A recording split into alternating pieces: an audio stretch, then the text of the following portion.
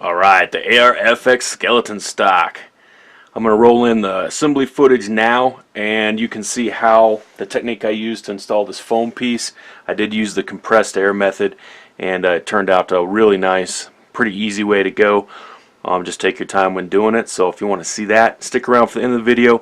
I'll let you know what I think of this, my initial impressions, and the problem I had. Welcome to the snake pit.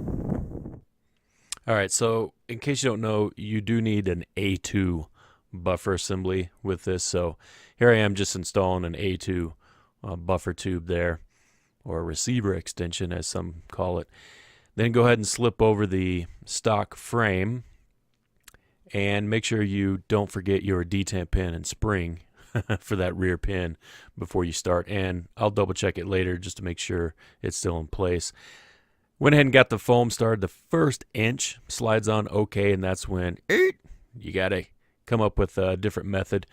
So I decided to use the air compressor method, and I needed to basically plug up the end of that receiver extension or buffer tube.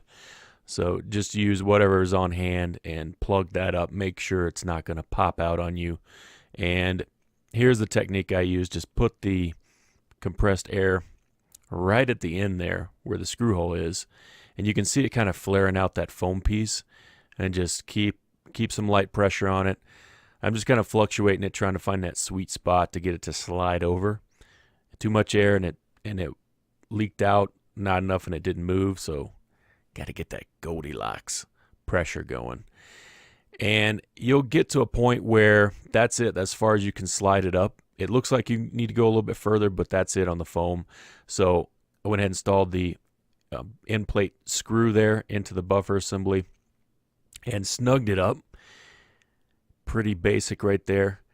And here I'm just trying to feed the tip of that compressed air down into that foam so I can get it to move just a little bit forward, and then working the rest by hand. And it was pretty easy, and it all evened out, no problem. That was definitely an easy way to install it. No lube, no fuss, no muss. And of course, double check to make sure your detent is locking in place with your pin.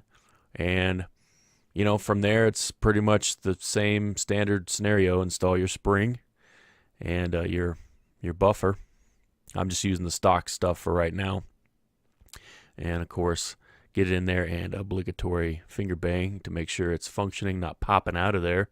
That's a legit test. And that's it. Assembly done. Alright, so overall I would give this 4 out of 5 stars. I really like this stock, this skeletonized minimalist type stock. I didn't think I would like it as much as I do, but I really do. And these QD mounts all over the place are really nice as well. Now the problem I had comes with this recoil pad, and this is optional. They do include separate hardware for you to use if you're going to install this.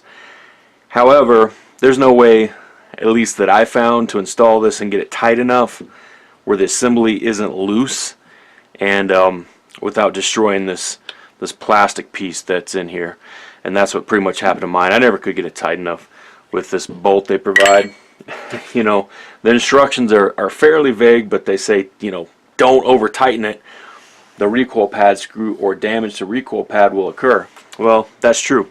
They should use a metal plate in there instead of a piece of plastic, because for me, like I said, there was no way to get this assembly tight using that screw there that they provide if you have this recoil cushion on there, because the plastic piece is just not strong enough.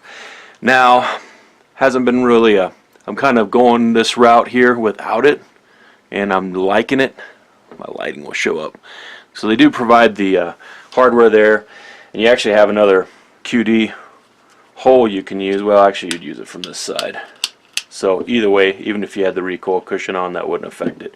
If anyone out there has successfully used the installed the recoil pad on this and gotten it tight, hey, let me know.